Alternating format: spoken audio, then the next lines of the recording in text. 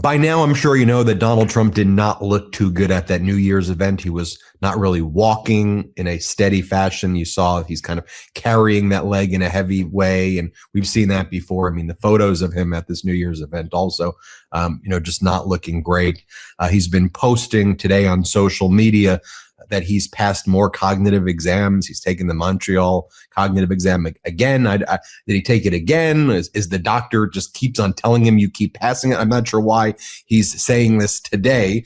When we previously talked about it, he's mentioned that he's passed this exam like 3 or 4 or 5 or 6 times. And it's, a measure of someone who's potentially in cognitive decline and a serious cognitive decline at that. This is not like a brag to pass this exam. It's the fact that you're taking this exam so many times is concerning. Here's what he posted in the morning. The White House doctors have just reported that I'm in perfect health and I aced, meaning was correct on 100% of the questions asked for the 3rd straight time. My cognitive examination, something which no other president or previous vice president was willing to take. P.S. I strongly believe that anyone running needs to take this, he goes on to say.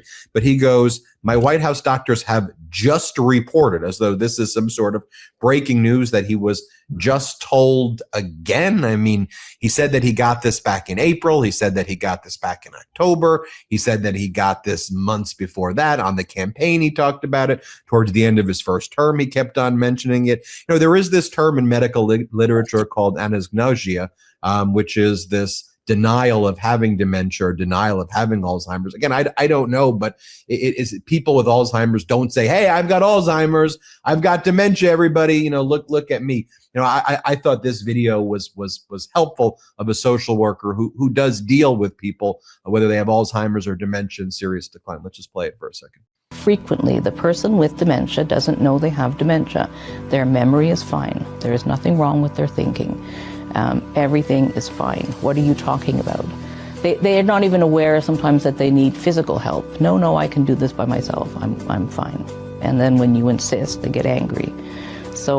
But it's a very important one to remember, is that the person with the dementia truly believes that there's nothing wrong.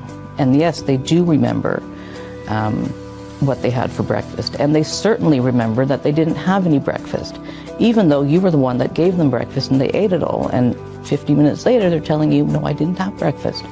Where's my breakfast? Wall Street Journal just came out with an article, as signs of aging emerge, Trump responds with defiance. Strange headline right there. But when you go into this article, I mean, it has a lot of things that are concerning. Trump says that he bruises easily because he takes 325 milligrams of aspirin each day and has rejected his doctor's advice to take less.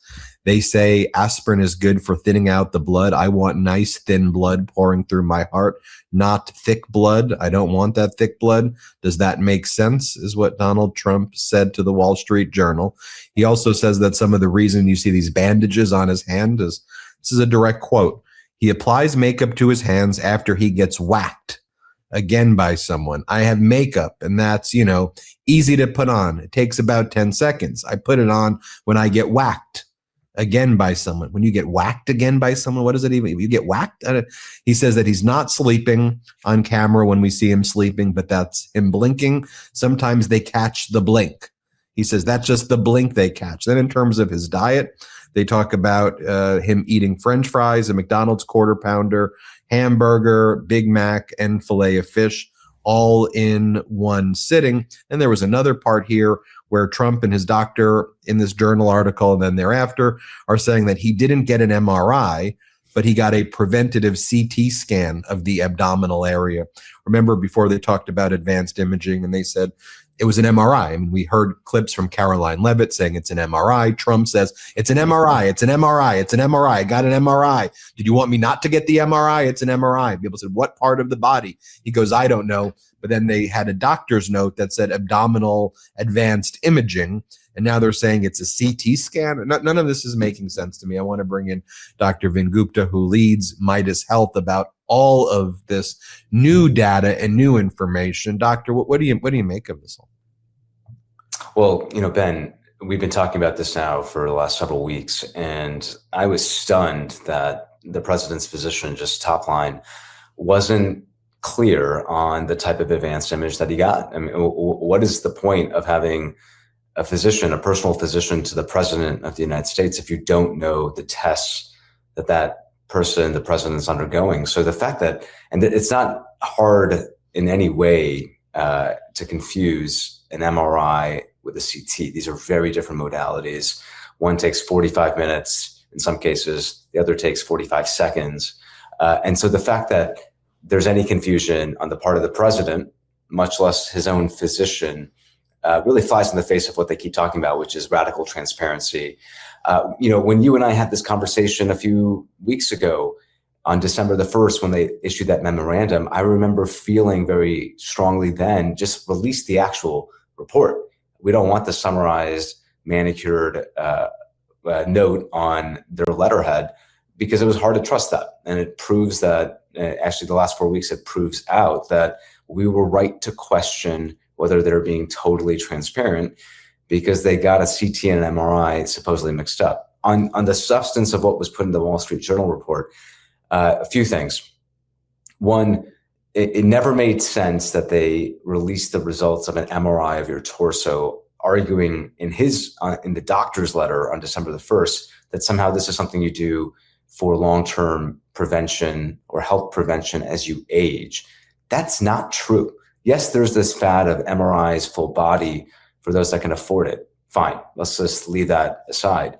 Nobody gets an MRI just of the torso. And so when you and I had this conversation for our listeners, the question was, are they just releasing the abdominal and cardiac findings and somehow hiding other findings, like what's happening in the brain, for example? Just didn't make sense. So now they're saying it's the CT, a CAT scan of his heart and maybe of his abdomen. Again, why are they getting this? As we age, sometimes we get a CT of your coronary arteries, coronary calcium scan, which he actually had in 2018, according to his prior doc, Ronnie Jackson. And at the time in 2018, there was some evidence of calcifications in his coronary arteries, which is not abnormal as we age. Pretty much happens to all of us. Now suddenly it's completely normal. That doesn't make a lot of sense, one. Two, his doctors are right to tell him that he shouldn't be using aspirin 325 milligrams every day. They're correct. It should be a baby aspirin every day if this is for prevention of, say, a stroke or a heart attack. And so the fact that he's doing 325, there's no medical justification for that. There's really very few indications for 325 of aspirin long term. There are some childhood indications, some short-term indications for it in an adult, say, that might have had a heart attack or a cardiac procedure. You get 325 maybe for a few days at most, if not just a one-time dose, and then quickly start 81. And yes, it can cause bruising. It absolutely can cause skin bruising, 325 of aspirin. But this notion that it causes some of these other potential sort of bleeding of the skin when Pam Bondi gave him a handshake, that feels a little speculative and a little unclear. I'll lastly say, so there's the issue with his imaging. How could they possibly confuse or mix up CT, MRI? And I look directly at his physician when I say that. That is not something any personal physician should be confusing or misinforming the public on, especially when it comes to the president's health. This aspirin issue doesn't make a lot of sense. And his doctors are right on that to call him out. And then lastly, if you really look at what they're sharing in this Wall Street Journal article about his cardiovascular health, he doesn't exercise. He says he doesn't want to exercise because he finds it boring. So he doesn't really do aerobic activity. He walks on the golf course. That's kind of the most that he does. And two, he eats frequent hamburgers and French fries, according to this article, which if somebody has a personal chef as he does, and he can eat anything in the world that he so desires, and that specific person is not relying on fast food, and yet he's eating something that one sitting with a hamburger and French fries, that's 80% of your sodium intake, up to 80% of your saturated fat intake just in one sitting, one meal. That's not healthy. So when you take together the aspirin dosing, the questions about his prior CT scan in 2018 versus now his current CT scan, the fact that it was previously abnormal, now it's normal, doesn't make a lot of sense. And the fact that they're just obfuscating, I'm not surprised it's causing everybody to ask questions, because they're creating these problems for themselves. And then there's just the way that Donald Trump presents to the public. When you go through medical records, as I did when I was a litigator, the doctors also make observations how the patient presents and their appearance. Like, did they show up physically looking a certain way? And was their physical appearance in contrast to their words, or were their words, steady? Were they rambling? How did they literally present during the checkup? And when Donald Trump here again says that he doesn't know the difference between a CT and an MRI, or if it is an MRI, he doesn't know which part of the body an MRI was performed on. And when Donald Trump goes and says that my hand got whacked, it's whacked. That's not a thing that exists. What is it even referring to? Your hand gets whacked and then you need bandages? That's not he's not speaking in complete sentences. And so for me, I view this as totally non-political. And I just try to look at a sentence where I go, I don't think he's speaking in sentences that have beginning, middles, and ends. He's not completing thoughts. And that raises alarms just in and of itself, considering this is a guy who has access to the nuclear codes. Something that keeps coming up, and we've talked about this, and he keeps citing it, is this constant passing of the Montreal Cognitive Assessment Test, MoCA. And, just for everybody out there, this is not a test. This is a screening tool for mild cognitive impairment. Say, if you're having memory issues, just sort of linear thought is difficult, you're not able to kind of put basic thoughts together as we age. This is something that we utilize in medicine all the time for basic screening of mild cognitive impairment, mild dementia, in other words. He keeps talking about that. And I think in doing so, he's confusing the public, because this is not a tool that the general public should be utilizing with that level of frequency, unless there's a reason to do it, which is, in other words, to assess and monitor the evolution of mild dementia or mild cognitive impairment. If that's what he's been diagnosed with, then sure, that's an indication to these serial tests, absolutely. But if he's not been diagnosed with that, or if they're trying to, again, it's hard to know now what they're being transparent on, since they're fundamentally walking back CT, MRI, these findings. Hard to trust anything now from his personal physician. But especially now, the question is, why does he keep citing this cognitive tool and the results from it? I suspect he's doing it despite his doctor's best advice. And this is where I'll get his doctors and his medical teams back here, is I'm sure many of them are saying, don't talk about this, or this is not something that we're actually saying we want to administer with this level of frequency. Perhaps this is him just doing what he thinks is best. But it's not, again, the flex that he thinks it is. Passing this assessment proves nothing. It proves nothing. And if anything, it raises more questions. While I got you on here, I want to just change topics just briefly, because there's so many of our subscribers who are very worried right now that they haven't been able to afford a healthcare plan on the Affordable Care Act exchanges. Now they don't have healthcare and they don't know what to do, or maybe they have a family member who's now been kicked off of their ACA plan because without the subsidies, they can't afford it. And I know we've gotten so many comments. What can we do? What can we do? So what's your guidance to people right now who have been thrown off their healthcare plans because of Trump and the Republicans refusing to have this vote to extend the ACA subsidies? No, Ben, thank you for that tee up. A critical topic. And as you pointed out, we've gotten a lot of outreach from MeidasTouch, MeidasHealth listeners and viewers on, can we do something here to just put good information out? As everybody knows, January 1st, first day where the lack of subsidies to make healthcare affordable for those 24 million Americans who get their health insurance on the Affordable Care Act exchanges throughout the country. January 1st, yesterday, was that first day where these prices are taking effect. These are having real world impacts on people and families. So what can you do? If your health insurance premium now is unaffordable, in many cases, we think for at least 5 million people, they're going to go uninsured, many more underinsured, with the type of plan that's going to be high deductible, will basically just cover catastrophic healthcare expenses, but difficult to really afford anything else. What should you do? I should say none of these pieces of advice: substitute for federal action on just extending the subsidy. So I hope that happens. And I hope this guidance ultimately proves unnecessary. But what can you do?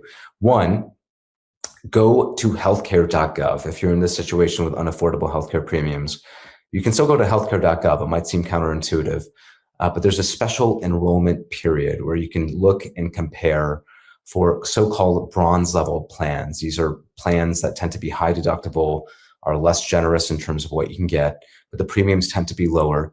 In some cases, the premiums for the bronze level plans will still exceed what somebody, say, in a silver level plan got in 2025, but it's something to at least look out for. And you have 60 days after saying, say you didn't really enroll in coverage, you have 60 days in the special enrollment period. So through March 1st to switch to, say, a bronze level plan. So that's something to consider. One, you might be newly eligible for Medicaid, Ben. And so whenever there's a premium redetermination, if premiums increase, people might now be newly eligible for Medicaid. And I should emphasize, Medicaid has a year-long enrollment period. It's not open enrollment just for, say, 6 weeks towards the end of the year, which is typical of most health insurance plans.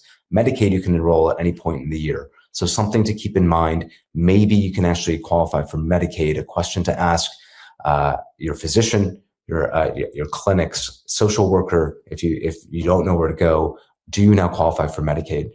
Number 3, federally qualified health centers across the country, FQHCs for short. And these are places, bedrocks of care in communities across the country that essentially provide care to those on Medicaid, those that are underinsured, those that have no insurance. And usually the price of that care is tied to their ability to pay.